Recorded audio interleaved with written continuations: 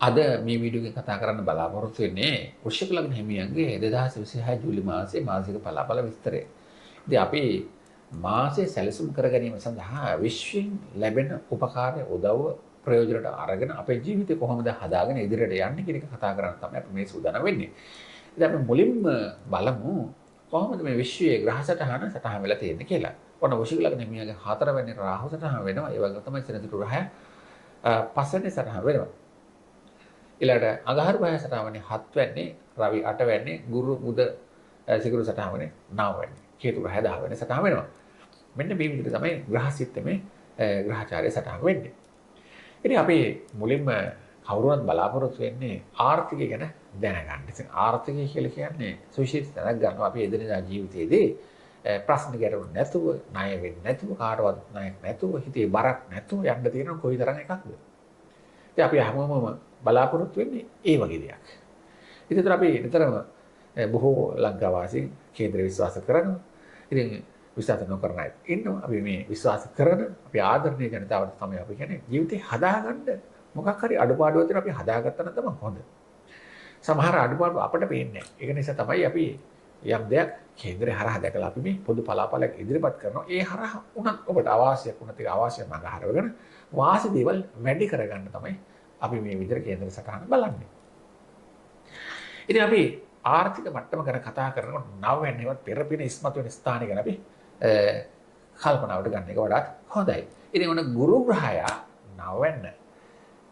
ඒ වගේම සිකුරු බුදත් එක්ක භාග්‍ය ස්ථානයේ ගෝචර වෙනවා. නව වෙන්නේ ඉන්නේ ගුරු උච්චයි. ඒ උච්ච ගුරුට ලග්නේ දකින්නවා. ඉතින් මොනවා හරි දෝෂයක් තිබුණා නම් දෝෂේ භංග වෙනවා. ඒක නිසා යම් යම් දුර්වලතාවයන් අඩුපාඩු තියෙන්න පුළුවන්. හැබැයි ඔබට වෙනතට වඩා ශක්තියක් ලැබෙනවා. විශේෂයෙන්ම නව වෙන්න කියලා කියන භාග්‍ය ස්ථානයේ නිසා අන්න දෙවියන්ගේ ආශිර්වාදය. ඔබට පිනක් දහම කරන්න හිත දෙනවා. වැඩිහිටියන් උපදෙස් ගන්න හිත දෙනවා. වෙනතට තමන්ගේ තනි මතයට වැඩ කළා නම් හැබැයි අපි හිතෙනවා මම තනියම කරට තීරණ වැරදුනා. ඒක නිසා තමයි මට මෙහෙම වුනේ. වැරදි තීරණ ගත්තා. අමාරු වැටුණා. නීති ප්‍රශ්න ආවා. විවාහ ප්‍රශ්න ආවා. ආදරේ ප්‍රශ්න ආවා. ඔන්න ඔහොම දැන් හිතනවා. එක එක ගලපලා. මේ වෙලාවේ ඔළුවට එනවා නෑ. මේක තව දැනුම් තේරුම් තියෙන කෙනෙකුගෙන් අහන්න ඕන. ගුරුවරයෙක්ගෙන් අහන්න ඕන. මොකද ගුරු ග්‍රහය නමයි. එහෙම නැත්නම් වැඩිහිටියන් අහන්න ඕන. එහෙම නැත්නම් තමන්ගේ ළඟම හිතවතෙක් ඉන්න වෙන්න පුළුවන්. හොඳ කෙනෙක්.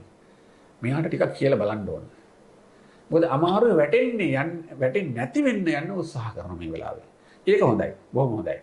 අන්න ඒක තමයි වෘශ්චික ලග්න හිමියන්ට මේ මාසෙම මුලම තියෙන ග්‍රහචාරය අනුව මේ මාසෙම ගත කරගන්න ඉතා වටිනා වූ ග්‍රහ සටහනක් සටහන් වෙලා තියෙනවා.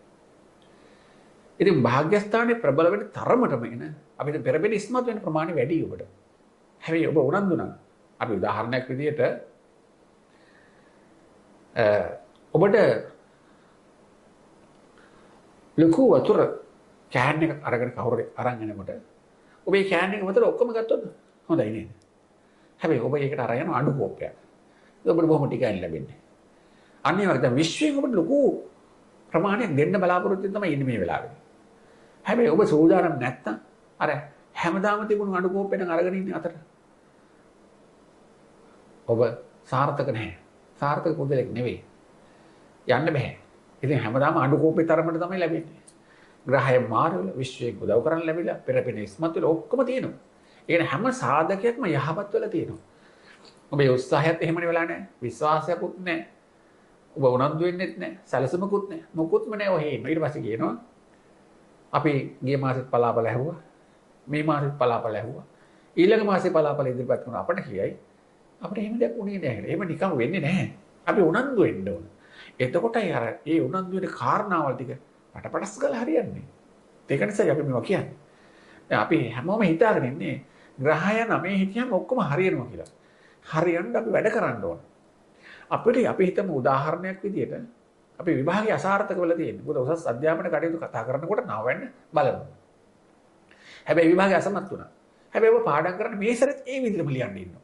හැබැයි ඊට වඩා අඩු ප්‍රතිඵලයක් එන්න පුළුවන්. නැත්නම් එම ප්‍රතිඵලෙම එන්න පුළුවන්.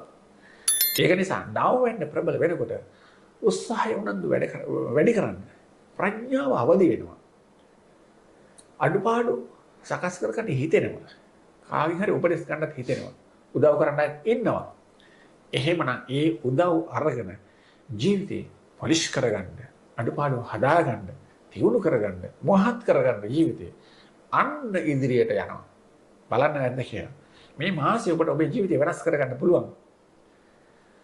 හැබැයි පොඩි ආඩම්බරකමක්, කේන්තින ස්වභාවයක්, කවුරුත් කියවට අහන්න නැති ස්වභාවයක් වගේ හිතට එනවා. අඟහරුටයිදී වෘශ්චික ලග්න හිමියන්ගේ හැටියක්. හැබැයි හතර වෙන්නේ රාහු ඉන්නවනේ. එහෙම වෙන පොඩි කම්මැලිකමක් තියෙනවා. ටිකක් කම්මැලි. පොඩ්ඩක් නිදා ගන්න හිතෙනවා. මොකද රාහු හතරේ උත්පත්ති හිතෙත් ඕක වෙනවා. රාහු හතරේ ඉන්නවනම් බලන්න දරුවගේ කේන්ද්‍ර සටහනේ පිටට තියෙනවනම් බොහෝ විට මම ඕනේ නින්දට බරයි. නිතරම නිදිම තමයි. ඔව් මම කරන්න තව කල් තියෙනවා. කොහොම හරි කරොත් මදයි. කොහොම කිය විවිධ නිදහසට කර්ම කාරණා කියනවා. අන්න ඒ වගේ තත්ත්වයක් එන්න පුළුවන්. ඒ තත්ත්වය මුදව ගන්න. ඔබ හිතන්නේ එහෙම කරන්නේ නැතුව අද වැඩේ අදම කරනවා කියලා පටන් ගත්තොත් අනිවාර්යෙන් සාර්ථක වෙනවා. අන්න විශ්වීය ආකර්ෂණය. ඊළඟට ඒ ආර්ථික ශක්තිය වැඩි කරගන්න එහෙම නැත්නම් ව්‍යාපාර කටයුතු වෙන්න පුළුවන්. ඕනෑම කටයුතුකට දැන් විශ්ව ආශිර්වාද ලැබෙනවා. ඒ නිසා ආර්ථික ශක්තිමත් කරගන්න පුළුවන්. ඔබ කරන රැකියාව, වලද ව්‍යාපාරය, රෙදිපිලි කර්මාන්තය, බියුටි කල්චර් එක, එහෙම නැත්නම් අපි කියනවා රූපලාවන්‍ය. මෙන්න මේ වගේ ඒවා තවදුරටත් ඉදිරියට අරන් යන වාසනාව තියෙනවා. තව පොඩ්ඩක් අලුත් මොහොනවරක් එකතු කරගන්න. බඩු ටික ගෙනල්ලා දාගන්න. අලුත් පොඩි ඇඩ් එකක් දාගන්න. බ්‍රෑන්ඩ් එකක් හදාගන්න. කොහොමද කියලා බලන්න. එතකොට ජීවිතේ ඉස්සරහට යන හැටි. ඔබටම හිතේ දැන් මගේ ජීවිතය වෙනස් වෙලා තියෙනවා. ඔබට මාසේ අවසානයේ තේරෙනවා. යමක් මම ජීවිතේට කියලා වැදගත් දෙයක් කරගත්තා කියලා ඔබට ආඩම්බර වෙන්න පුළුවන්. ඔව් ඵලදායක විදිහට ඔබට හිතන්න පුළුවන්. ධනාත්මකව හිතන්න. එතකොට වඩාත් හොඳයි. හැබැයි තර්ක විතර්ක ගේන්න යන්න එපා. පරිස්සමෙන්. රවි අටවැන්නේ. රාජ්‍ය නිලධාරී, උසස් නිලධාරී, තමන්ගේ පියා මෙන්න මෙහි ඇත්ත එක පොඩි පොඩි ගැටුම් මතභේද හට ගන්නවා. කියන දේ පිළිගන්න කැමති නැහැ. තර්ක කියනවා. ඒ නිසා ටික නොහොඳ කඩුව ඇති වෙන්න පුළුවන්. ටිකක් කල්පනාවෙන්. ඒ නිසා ඉවසීම එකට දාලා ගැටුම් ඇති කරගන්න අඩු කරලා සමහරට පොඩි වැරද්දක් වෙන්න පුළුවන් කාගේ හරි. ඒක පොඩ්ඩක් කියන එක බ්‍රේක් කරන්න. එහෙම නැත්නම් ඒක පොඩ්ඩ අවාසි වෙන්න පුළුවන්. කොහෙද හරි ඔබ ඒක එතනින් ඔබට පහළට වැටෙන්න පුළුවන්. මොකද උසස් නිලධාරියෙක් ගැටුම් ඇති කරගත්තාම ඔබට ඉදිරියට යන්න දෙන chance එක අඩුයි. අන්න ඒව කරන්න එපා. රවි 8 වැඩි ගමන් කරනකොට ඔබට ඒ ගැටලුව ඇති වෙනවා. ඊළඟට රවි 8 ගමන් කරනකොට උස්නාදික රෝග හට ගන්නවා. හමේ රෝග, උදරාබාධ, ආතරණිස් තියෙනට වැඩි වෙන්න පුළුවන්. හතේ හුස්ම ගැනීම අපහසුතාව වීසික වගේ ඇති වෙන්න පුළුවන්. තද හිස කැක්කුම් තමයි සෙම් රෝග නිසා වෙන්න පුළුවන්. ඒ නිසා ටිකක් ඒ පිළිබඳව කල්පනාකාරීව වඩාත් හොඳයි. ඊළඟට කාන්තා පාර්ශවයක නම් සෙනසුරු රහත් පස්සෙන් ඉන්න නිසා මේ ගර්භාෂයගත වේදනාවල් ඇති වෙන්න පුළුවන් වැඩි වෙනතර වඩා. සමහරට ගර්භාෂය ගෙඩි ඇති වෙන්න පුළුවන්. දරුවෙක් හට ගන්නවා නම් ඒ දරුවව ඇබෝෂන් පුළුවන්. විවිධ ගැටලු ඇති වෙන්න පුළුවන්. ගර්භණී මාතාවකට ඊට ගර්භවීම මාතාව ප්‍රවේශම් විය යුතුයි. පස්වෙන්න දුරවලයි කියලා කියන්නේ.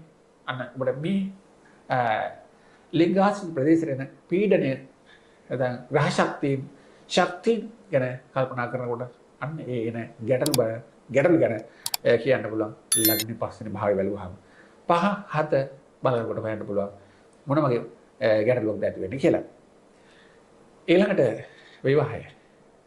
විවාහ වෙලා නම් අගහරු ග්‍රහය 7 වෙනි ඉන්නකොට කේන්ද්‍ර ගැලපෙන ප්‍රශ්නයක් නැහැ. හැබැයි යම් යම් ගැටලු ඇති වෙනවා නම් සමහර අවස්ථාවලදී මතභේද ගැටලු ඇති වෙන්න පුළුවන්. සමස්තයක් විදිහට සාර්ථක හොඳින් ගත කිරීමේ ආස්ථාව තියෙන හේතුව වෘෂභ රාශිය තමයි අගහරු ග්‍රහය ඉන්නේ. දැන් අගහරු 7 හිටියම බය වෙනවා දැන්. අගහරු 7 ඉන්නේ විවාහ වෙන්න හොඳ නැහැ කියලා. නෑ ඒ රාශිය අනුව වෙනස් වෙනවා. දැන් පොදු මතයක් ගිහිලා තියෙනවා. 7 අගහරු විවාහය අසාර්ථකයි. විවාහ සහකාරිය මිය යන්න පුළුවන්, වෙන් වෙන්න පුළුවන් මොන ඔය අදහස්. එහෙම වෙන්නේ නැහැ. හේතුව වෘෂභ රාශිය, සිකුරුගේ රාශිය හිටියම එහෙම වෙන්නේ නැහැ. සිකුරුගේ රාශියෙන් එහෙම වෙන්නේ නැහැ. ඒ නිසා දෝෂ භංග වෙලා නම් ඒත් එහෙම වෙන්නේ නැහැ. ඒක නිසා රාශිය හිටපු පමණින්ම එහෙම වෙන්නේ නැති බවත් මතක තියාගන්න. නැත්නම් අපි දැක්ක ගමන් කියනවා අතේ අඟහරු දැන් මේ දිගට විවාහයත් ඉවර වේද කියලා වගේ අදහසක් එන්න පුළුවන්. ඉතින් ඒවා අපේ දැනුම අඩු අය කියන කතා. අපි කියනෝනේ මේ little knowledge is dangerous කියලා.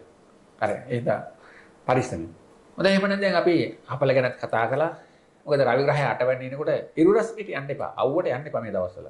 එතකොට ඒ නිසාත් ඔබට ලෙඩ හට ගන්න පුළුවන්. 8 වෙනි දුරවලයි දුර ග්‍රහචාරයක් තියෙනවා රවි 8 ඉන්නකොට අවු යන්න හොඳ නෑ. ඒ නිසා ලෙඩ හට ගන්න පුළුවන්. ඒතකොට පාරිසරික සාධකයකට ඔබ ගොදුරු වෙනවා. හොඳයි එහෙනම් මේ තියෙන අපලකාරී වට පිළියම් විදියට 8 වෙනි රවි නිසා ඉරිද දවසේ උදේ පාන්දර සූර්ය වන්දනාව කරලා සබපාපස්ස ගාතාව 3 වරක් කියලා පිරිසුදු පැන් වීදුරුවකට ඔබ එකේ පානය කරන්න. විශ්වීය ආකර්ෂණ මට ලැබේවා. විශ්ව ආශිර්වාද මට ලැබේවා කියලා දාගෙන බලන්න. ඒ වගේම උදේ පාන්දර ශිව දෙවියන්ට නමස්කාර කරන ඕම් නම ශිවාය කියලා ඒ අර පැන් වීදුර පානය කරන්න. දවසම යහපත් වෙනවා. දිලිදු අයට එහෙම නැත්නම් යාචකයන්ට ආහාර පාන ආදී සංග්‍රහ කරන්න. විශේෂයෙන්ම ඔසුපෙන් දානයක් දෙන්න පුළුවන් නම් ගොඩක් හොඳයි. නිරෝගී භාවයට හේතු වෙනවා ඔසුපෙන් දානයක්. අපි හිතමු මේක බුදුරජාණන් වහන්සේ උදෙසා වෙන්න පුළුවන්. තෙරුවන් විශේෂ වෙන්න පුළුවන්. එහෙම නැත්නම් වෙනත් සිල් ගන්නවයට, උපාසකයට කාට හෝ කමක් නැහැ. ඔසුපෙන් දානයක් දෙන්න පුළුවන්. එහෙම නැත්නම් අඩුම ධර්මයේ යාචකයෙකුට කමක් නැහැ. දෙන්න. ඔසුපෙන් පානය. ඒ ඔසුපෙන් කිව්වහම විවිධාකාර දේවල් තියෙනවනේ. එහෙමද? අඩුම ධර්මයේ බේතක් හේතක් ගන්න බැරි කෙනෙකුට පැන් විතරක් නෙමෙයි බේත් ටිකක් අරගෙන දෙන්න. ඒකත් ඊටාම හොඳයි. එතකොට ඔබගේ ඔය තියෙන අපල දුරු කරගන්න ඊටාම යහපත් වෙනවා. ඒ නිසා සූර්ය පිරිත ශ්‍රවණය කරන්න. රාත්‍රී නිින්දට පෙර සූර්ය පිරිත ශ්‍රවණය කරන්න. ගෙදර සූර්ය පිරිත දාලා තියන්න. රවි ග්‍රහය 8 වෙනි ගෝචර වෙනකොට සූර්ය පිරිත ශ්‍රවණය කිරීමෙන් ඔබට ලොකු ශක්තියක්, බලයක්, ආශිර්වාදයක් ලැබෙනවා. ඊට හවස බුදුන් මැදලා දෙවියන්ට පින් දෙන්න, ඒ වගේම කරණීයමෙත සූත්‍රය සජ්ජායනා කරන්න වඩාත් හොඳයි.